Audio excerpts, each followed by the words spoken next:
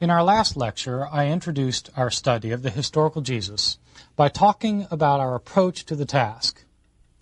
We'll be laying aside our personal beliefs or disbeliefs about Jesus in order to examine all of our surviving sources to see what he actually said and did. In this lecture, we can leap right into the task. But it's difficult to know where to start. We could start with the first gospel of the New Testament, the Gospel of Matthew. It does, after all, begin the New Testament with a life of Jesus, and so it's a sensible place to start, a place where many professors who teach classes in the New Testament begin their classes. But even though the book of Matthew is the first book in the New Testament, it was not the first written. The first books to be written in the New Testament were produced by the Apostle Paul, to whom are ascribed 13 of the 27 books of the New Testament. These books, these 13 books of Paul, are letters that Paul wrote to different individuals and communities in churches that he himself had established. He wrote these letters 10 or 15 years prior to the Gospels of the New Testament. So it might make sense to begin our study of Jesus with the earliest New Testament books, those written by Paul. Unfortunately, as we'll see later in the course, Paul does not record a good deal of information about the words and deeds of Jesus. His letters are concerned about other things, principally about problems that had arisen in his own communities that he was trying to address. And in the course of addressing these issues in his communities, Paul simply didn't take the occasion to talk about what Jesus said and did. And so Paul doesn't seem like the best place to start either.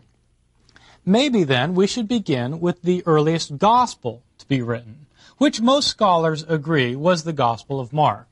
There's some controversy among scholars still about which of the Gospels was first. Some scholars think that the Gospel of Matthew was written prior to Mark, but that's a minority opinion. Since the mid-19th century, the vast majority of scholars have thought that Mark was the first to be written, and that Matthew and Luke represent a kind of expansion of Mark.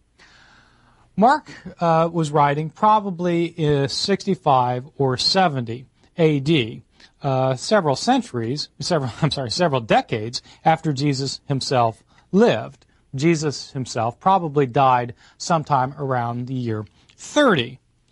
Is it best then to begin with a book written 30, 35, 40 years after the facts? Where should we begin a study of the historical Jesus? I've decided that the best place to begin our study is by summarizing for you the life of a remarkable man who lived nearly 2,000 years ago. The accounts of his life may sound familiar to you. Even before he was born, his mother knew that he would not be a normal child. In fact, she had an angelic visitor come to her prior to her conception, explaining that the one who would be born of her would himself be divine. His birth itself was accompanied by miraculous signs and wonders.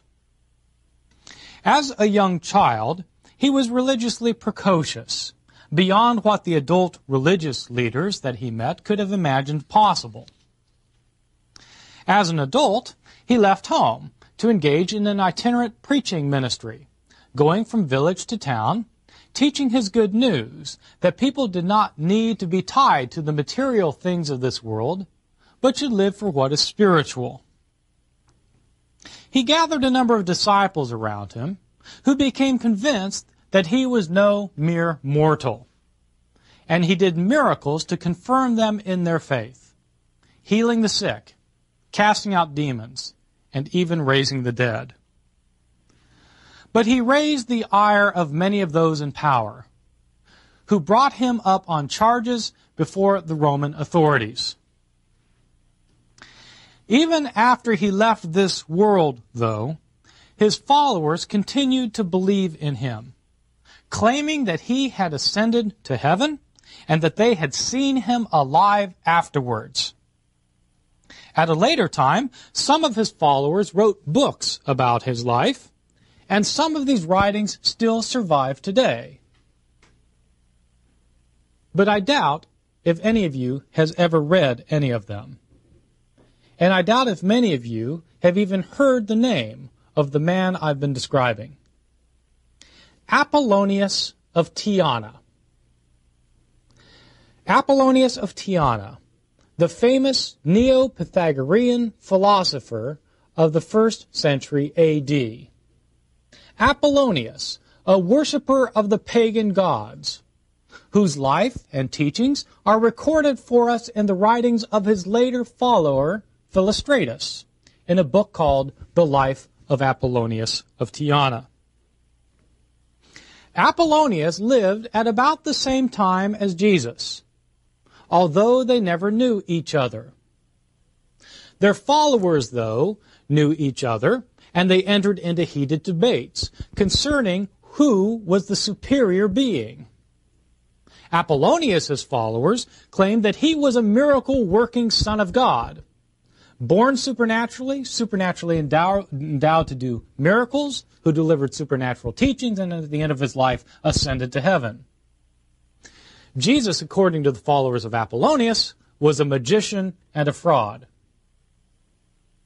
Jesus' followers, of course, argued just the opposite. Jesus was the miracle-working Son of God. Apollonius was the fraud. What is striking and what is little known is that these were not the only two men in the ancient world who were believed to be divine. There were lots of people who were thought to have been miraculously born, empowered from on high to do miracles, to heal the sick, to cast out demons, to deliver spectacular life-transforming teachings, who were thought to have ascended to heaven at the end of their lives, where they still live today. Jesus may be the only miracle-working Son of God that we know about in our world, but he was not at all the only one talked about in his own world. This, though, raises a number of disturbing questions. If Jesus was described by his followers in ways that sounded a lot like the ways other divine men, as we might call them, were being described, how do we know that his followers didn't make it all up? That they didn't simply make Jesus look better as they told stories about him, so that he would seem to be superior to Apollonius and all the others? Is it possible that the early Christians who described Jesus and then wrote the Gospels about him made him look like other divine men, but that he himself actually wasn't that way?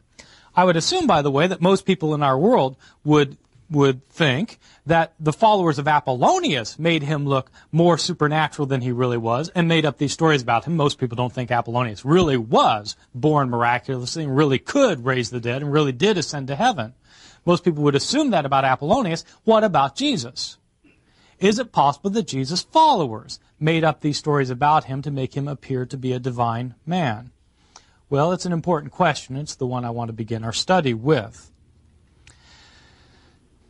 At this stage, my point is that to begin a study of Jesus requires us to begin with some sense of the context within which the early Christians told their stories about him, because these are the stories that have come down to us today that are found in our surviving sources. As we'll see more fully later in this course, the Gospel writers themselves appear to have inherited their stories about Jesus from a rich oral tradition about him. That is, that they heard stories about Jesus that had been in circulation after his death. And so it'll be important for us to think about this oral tradition for a while. First, I need to give you some basic background information about our earliest sources of Jesus, which, as I've indicated before, are the Gospels of the New Testament: Matthew, Mark, Luke, and John. We call them Matthew, Mark, Luke, and John because these are their traditional names based on their traditional authors. But in fact, the books themselves are anonymous. meaning that the authors did not attach their own names to these books. Scholars are fairly unanimous that these books were written some decades after Jesus' death. Mark is usually thought to have been written sometime around 65 to 70 AD. Matthew and Luke, some 15, 20 years later, 80 to 85 AD. The Gospel of John is usually thought to have been the last Gospel, written 90 to 95 AD. These books, as with all of the books of the New Testament, were written in Greek. Greek was a kind of lingua franca of the Roman Empire, spoken throughout the empire, much as English is spoken throughout much of Europe today. Greek was spoken among the educated elite in the Roman Empire. The books, then, are written in Greek, even though Jesus himself, as a Palestinian Jew, would have spoken Aramaic. After Jesus' death, people told stories about him. Since most Christians, even in the first century, were probably non-Jews, that is, they converted from being pagans. In this context, by the way, the word pagan is a non-derogatory term. It's used by historians simply to refer to anybody in antiquity who is neither a Jew nor a Christian. Most Christians in the first century had converted not from Judaism, but from being pagans. These are the people who were telling the stories about Jesus after he died for several decades before the gospel writers wrote their stories about him. It might be worth our while then to learn something about typical pagan beliefs about religion if we want to understand how the stories about Jesus might have been modified by the Christians who told them. Pagan religions seem very strange to people living in our own world. These were religions that were focused on practices of sacrifice to the gods in order to placate them. Pagan religions involve sacrifices of animals and of vegetable products, food products, in order to please the gods. These religions did not, by and large, have doctrines that had to be believed by their adherents. These were not religions based on faith or beliefs. They were religions based on sacrifices to the gods. You probably had to believe that there were gods and they wanted these sacrifices, but there were no creeds, no doctrines that had to be believed by people involved in pagan religions. Oddly enough, these religions did not have ethics as a major component. People in the ancient world did think you should be ethical, but ethics were not a matter of religion. They were more a matter of philosophy and personal lifestyle. There were very few religious requirements for what we would think of as ethical behavior. These are religions, unlike most of the ones that people in our context are familiar with, that did not have sacred books. They were not scriptural types of religion. Oddly enough, most of these religions did not emphasize anything like exclusive commitments. In other words, if you participated in one religion, sacrificing to one god in a particular way, that didn't prevent you from worshiping another god at another time and in another place. In fact, people worshipped lots of gods and could worship them in any way that seemed appropriate and traditional. There were not religious exclusive commitments. Probably the most strange thing about ancient pagan religions, though, for people in our context, is precisely the very core of these religions, namely that they were devoted to multiple gods. These religions were extremely diversified to the extent that most scholars doubt whether you can even label something called paganism in the ancient world and have it mean very much.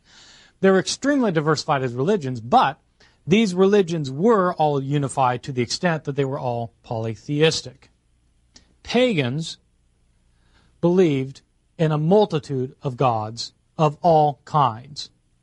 The great gods of Greek and Roman mythology, local gods of the city or town, gods of various functions, gods who oversaw crops, health, childbirth, gods of specific locations, gods of the fields, of the rivers, places within the home. There were gods for the hearth, for the pantry, for the threshold. As I've already intimated, pagans, for the most part, did not see their gods as jealous beings, as being in competition with one another. This is why there weren't exclusive commitments to one god or the other. Gods didn't mind which other gods you worshiped, so long as you gave each god its own due. Most pagans appear to have understood the realm of the gods as a kind of pyramid of power and authority. So you can conceptualize the divine realm in pagan religions as a kind of pyramid. At the very top of this pyramid, for many pagans, there was some kind of supreme deity, one ultimate God. I don't mean to say that pagans were monotheists, believing only in one, but most thought that at least most who wrote us our literary remains, in other words, the educated elite, believed that there was some kind of ultimate deity at the very top of all things. Below this supreme God, whether it's Zeus or Jupiter or some unnamed god, there were the great gods, for example, the gods of Mount Olympus that we know about from Greek and Roman myth. The ancients, by the way, didn't literally subscribe to the myths as being true events from the past, the way that people today might believe in the stories of the Hebrew Scriptures or the New Testament.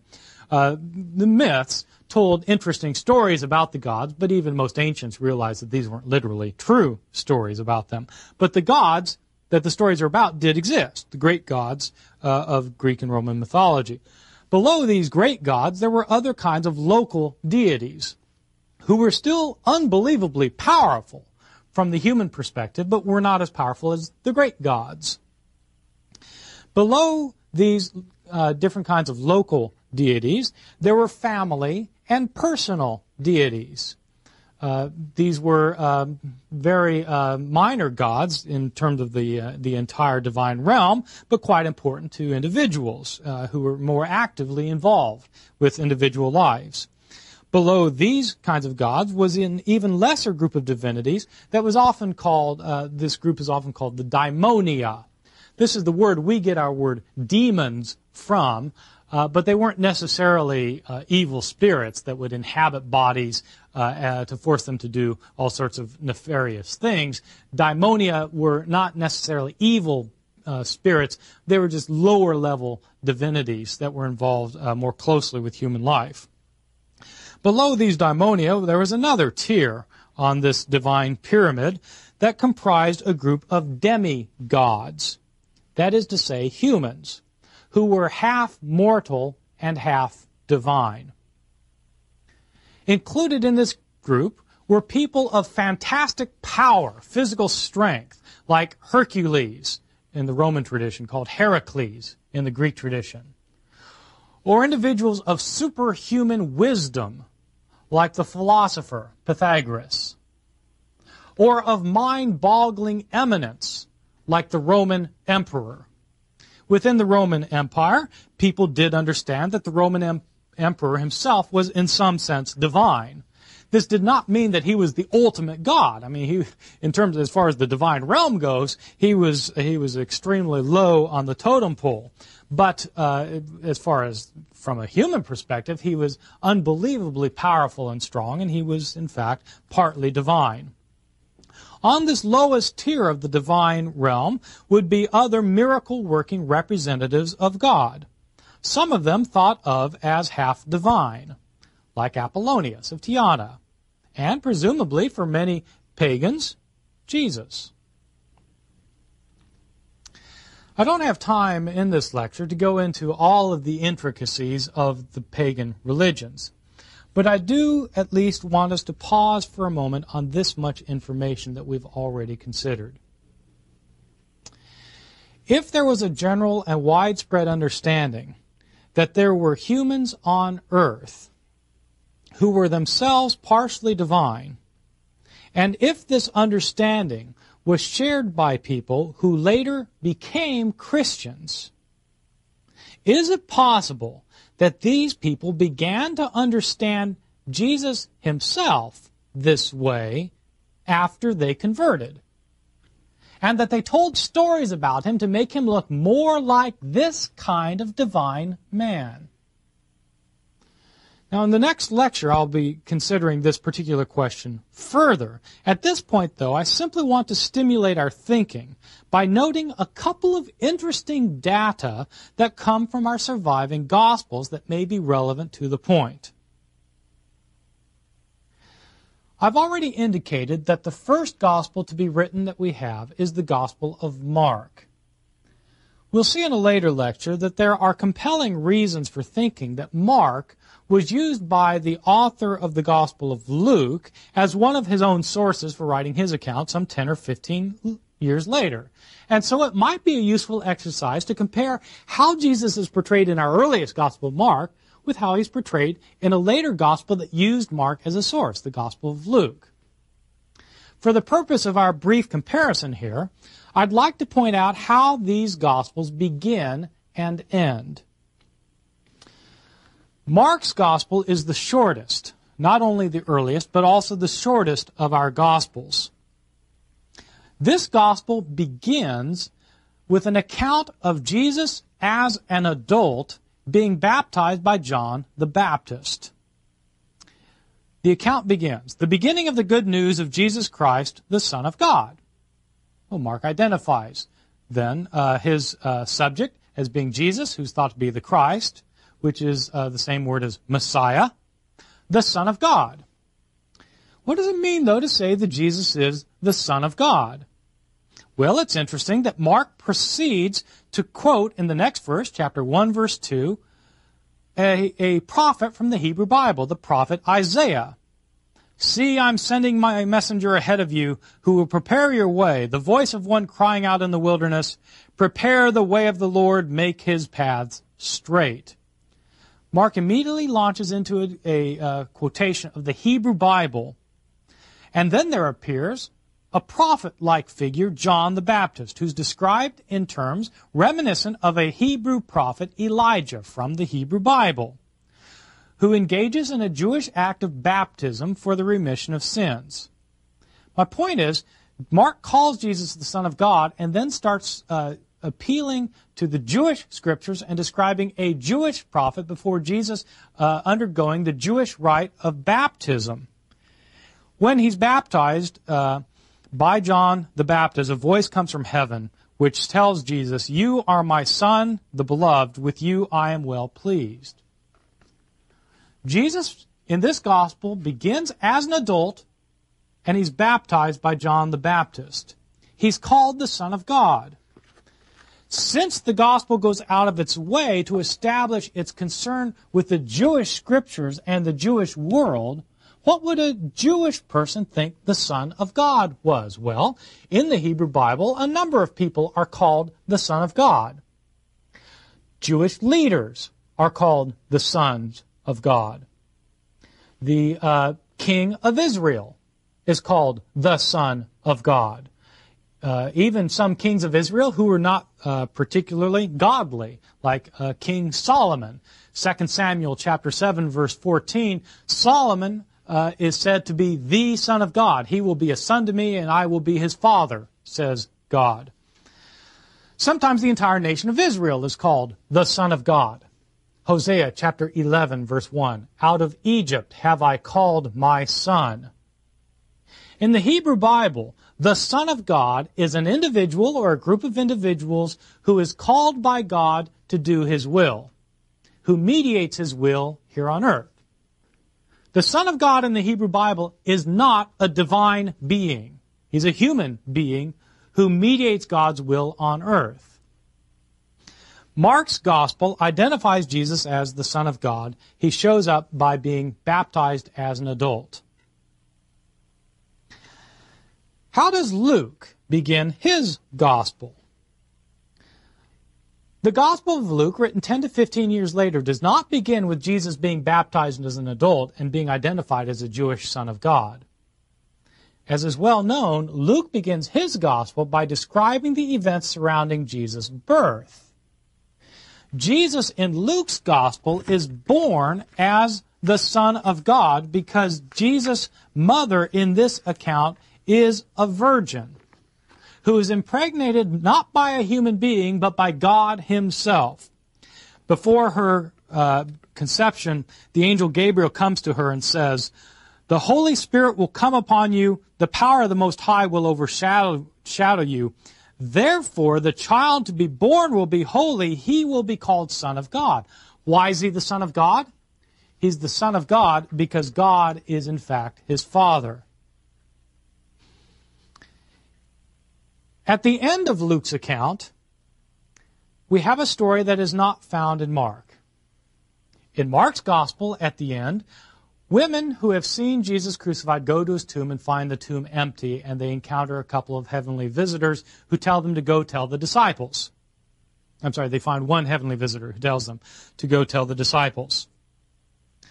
Luke's Gospel continues that the women actually did tell the disciples gather together, they see Jesus after his resurrection, and then at the end they see Jesus ascend into heaven. Is it an accident that the later account, the Gospel of Luke, written after the stories about Jesus, had been in circulation for a longer time among former pagans, that this later gospel is the one that portrays Jesus more in line with what pagans typically thought about divine men? That they were born of the union of a divine being and a mortal, and that at the end of their lives they ascended into heaven. Is that an accident? John's gospel was written even later than Luke and Mark. Most scholars don't think that John used Mark or Luke as a source. And like Mark, the Gospel of John does not narrate a virgin birth or an ascension. But the difference in the way Jesus is portrayed between John and Mark is completely striking.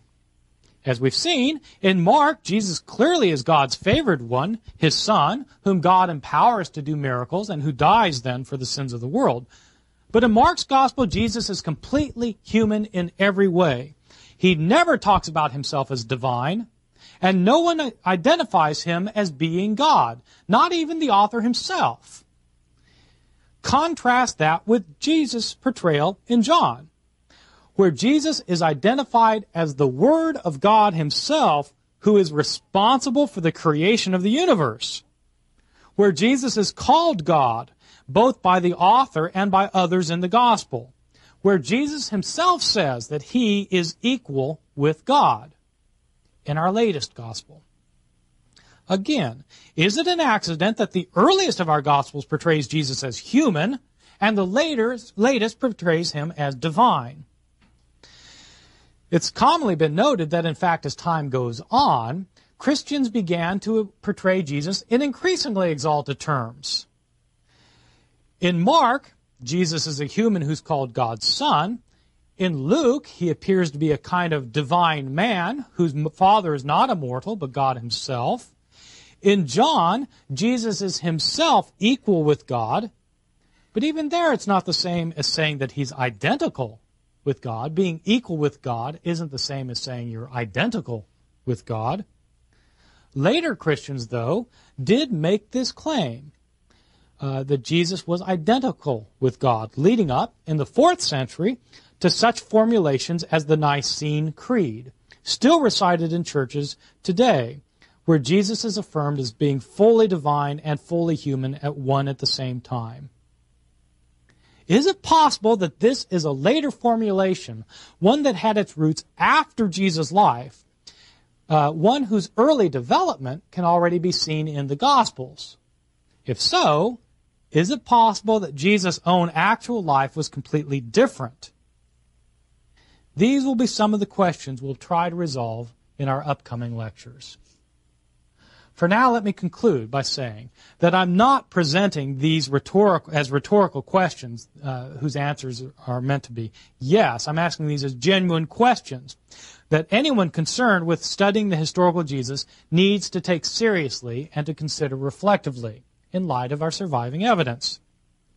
The overarching issue will be whether the portrayals of Jesus as a kind of divine human are later developments or whether they go back to Jesus himself. A natural place to begin our reflections is obviously with the primary sources we have about Jesus' life, the Gospels of the New Testament. In our next lecture, we'll begin to consider these Gospels, to see what kind of books they are, and to begin to determine whether they are consistent with one another and reliable documents for knowing what Jesus himself actually said and did.